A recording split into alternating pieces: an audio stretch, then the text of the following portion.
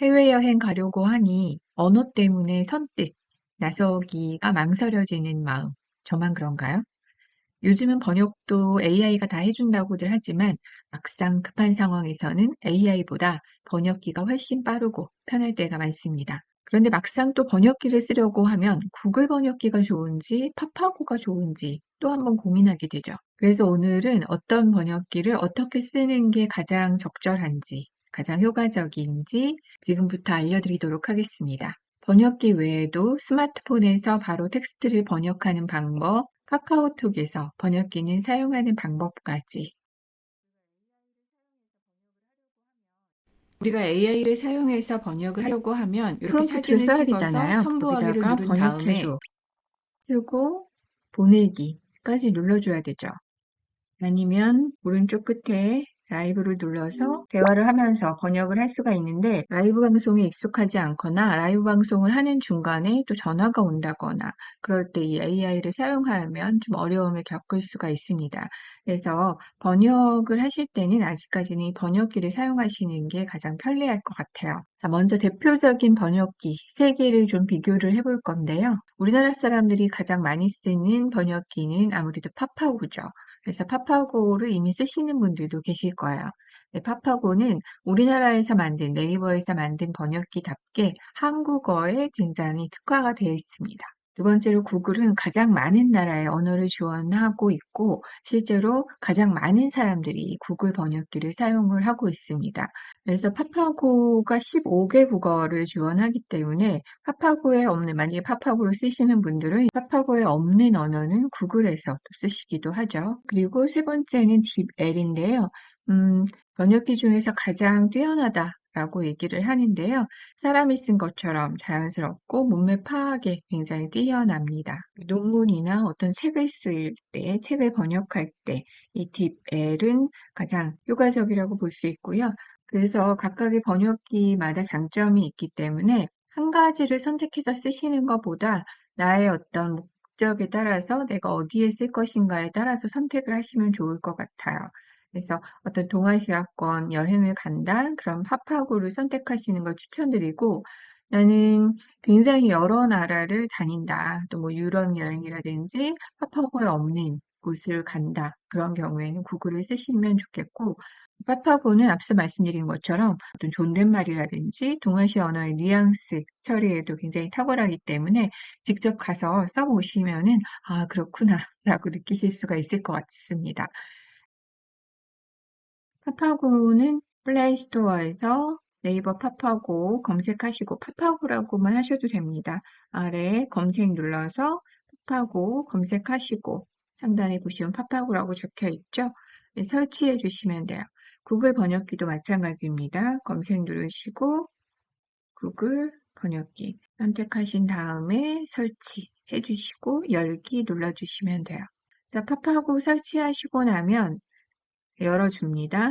아래 보시면 음성을 녹음해서 번역하는 방법, 두 번째는 서로 대화를 나누면서 번역하는 방법, 또 이미지, 사진을 찍어서 번역하는 방법이 있습니다. 그리고 아래 보시면 문서, 학습 카메라가 있는데 이 문서를 첨부해서 번역을 하시면 돼요. 그리고 커서가 깜빡깜빡 하는 곳에 여기에다가 글씨를 써서 번역을 하시면 돼요. 그래서 상단에 보시면 한국어, 영어로 되어 있는데 이거를 한국어를 탭해 보시면 아까 말씀드린 것처럼 15개 언어가 있습니다. 그래서 여기서 선택을 하시면 돼요. 한국어, 그리고 내가 중국에 갔다 그러면 여기를 눌러서 중국어 번체 또는 관체로 선택을 하시거나 그 나라의 언어로 선택을 해주시면 됩니다. 근데 여기 보시면 오른쪽에 이 다운로드 버튼이 있죠. 다운로드 버튼. 이거는 이 언어의 팩을 다운로드 받는 거예요. 자, 그래서 이 팩을 다운로드 받으시게 되면 우리가 오프라인 상태일 때, 와이파이가 안 되거나 또는 비행기 안에서 오프라인 상태일 때 번역하실 때 편리합니다. 근데 지금 파파고는 한국어, 영어, 일본어, 중국어 간체까지만 이 언어 팩을 다운로드 받으실 수가 있어요. 그래서 비행기에서 우리가 비행기 모드를 했을 때 입국 신고서를 쓴다. 그랬을 때 쓰실 수가 있겠습니다. 다시 앞으로 와서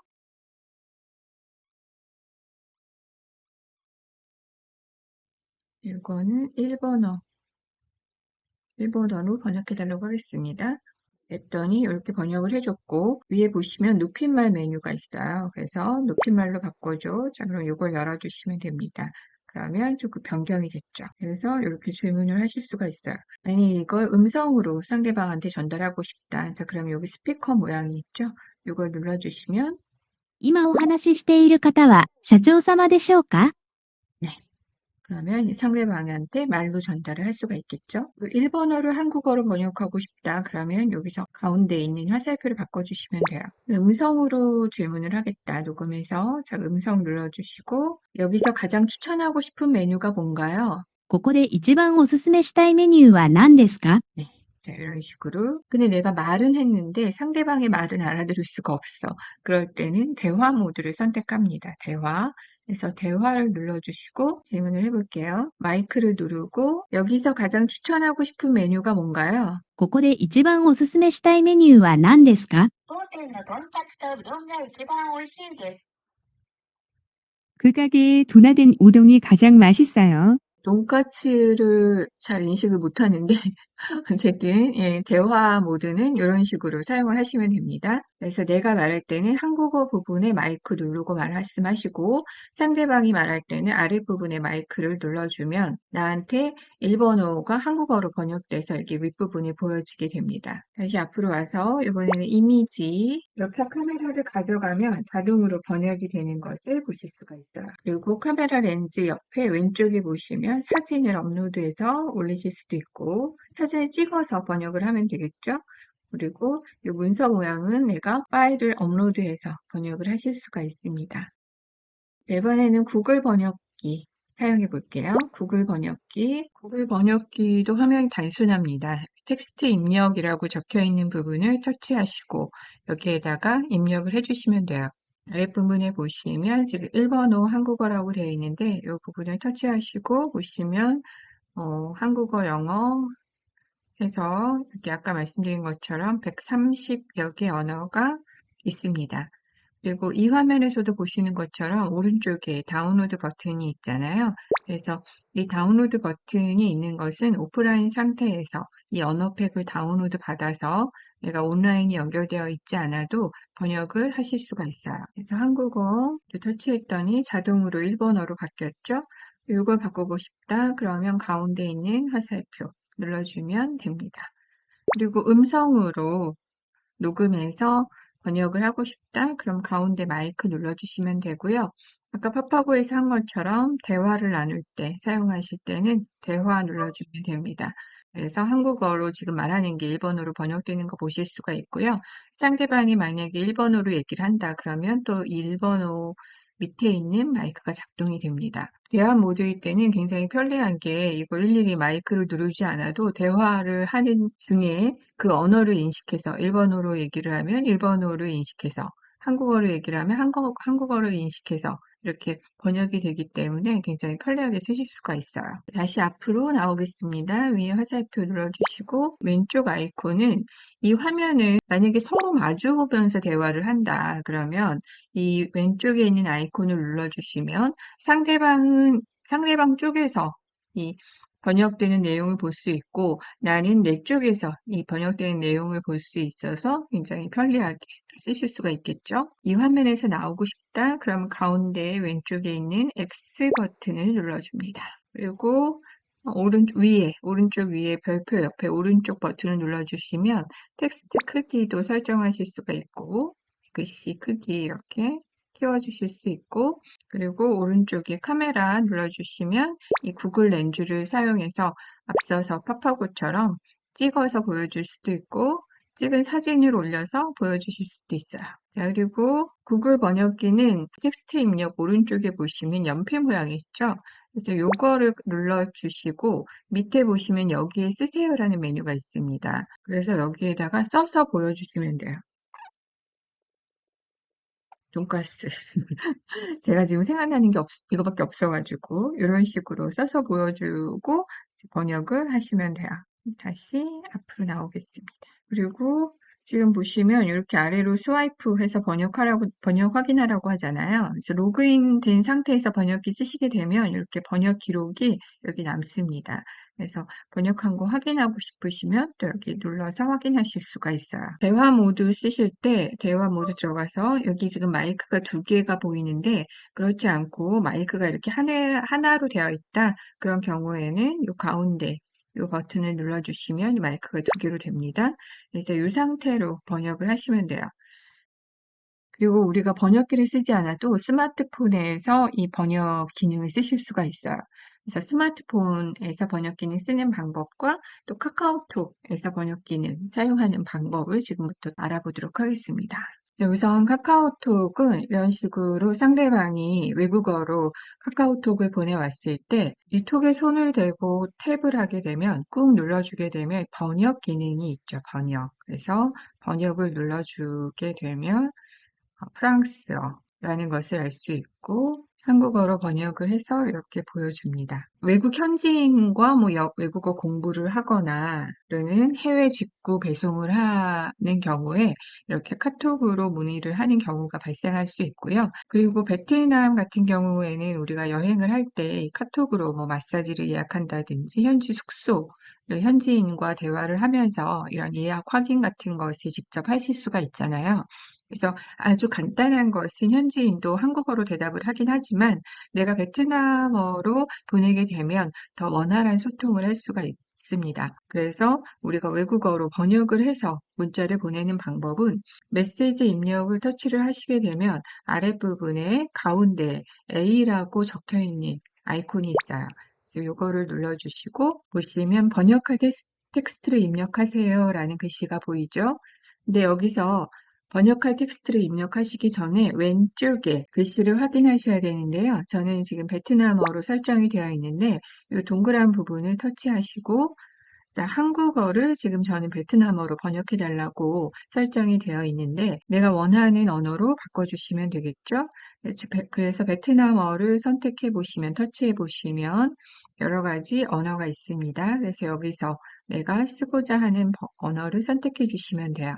자, 그리고 다시 앞으로 와서 다른 번역기와 마찬가지로 베트남어를 한국어로 번역할 때는 가운데 화살표를 눌러주시면 되겠죠? 다시 바꾸고, 자, 한국어로 써보겠습니다. 누구누구 이름으로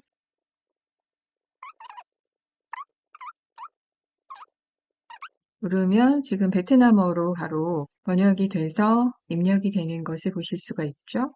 그래서 화살표 눌러주고 이렇게 답변이 오면 자, 그 부분을 이렇게 꾹 눌러서 번역을 눌러주시게 되면 객실은 현재 준비가 되어 있지 않습니다. 오후 2시 이후에 오시기 바랍니다.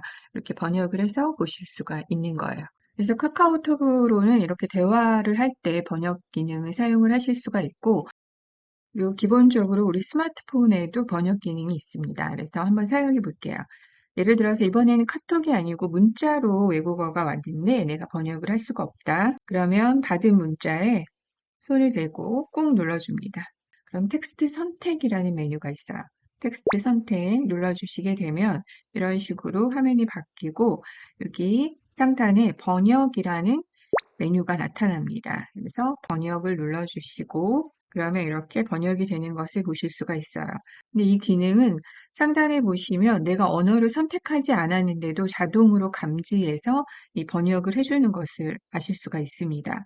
그래서 프랑스어인지 이태리어인지 몰라도 자동으로 감지를 하게 되고 지금 영어로 번역을 해줬는데 나는 한국어로 번역을 하고 싶다. 그러면 영어를 터치하시고 한국어 선택해 주시면 됩니다. 그럼 한국어로 번역이 됐죠. 그런데 만약에 이 번역을 할 언어팩이 내 핸드폰에 지금 다운로드 되어 있지 않다. 그러면 언어팩을 다운로드 하라고 메시지가 뜹니다. 이 번역 기능을 사용하기 위해서는 언어팩을 다운로드 받아야 된다고 말씀드렸잖아요. 그래서 여기서도 마찬가지로 필요한 언어팩을 다운로드 받아서 사용을 하시면 돼요. 근데 그때그때 메시지가 뜨기 때문에 내가 별도로 뭔가를 하시지 않아도 상관이 없습니다. 자, 그리고 스마트폰의 번역 기능은 이런 식으로 파일이나 문서를 번역할 때도 내 스마트폰에서 다운로드 받은 이미지나 문서 파일을 번역할 때도 쓰실 수가 있어요. 그래서 이렇게 이미지 파일을 갤러리에서 열고 이 부분을 마찬가지로 꾹 눌러주시게 되면 번역 기능이 뜹니다. 그래서 모두 선택 눌러주시고 번역.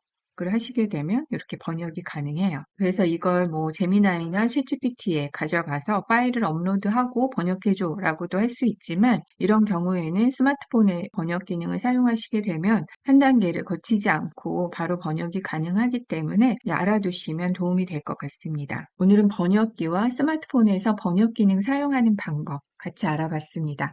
오늘도 역시 도움이 되셨기를 바라고요. 다음에 더 유용한 정보로 찾아오겠습니다.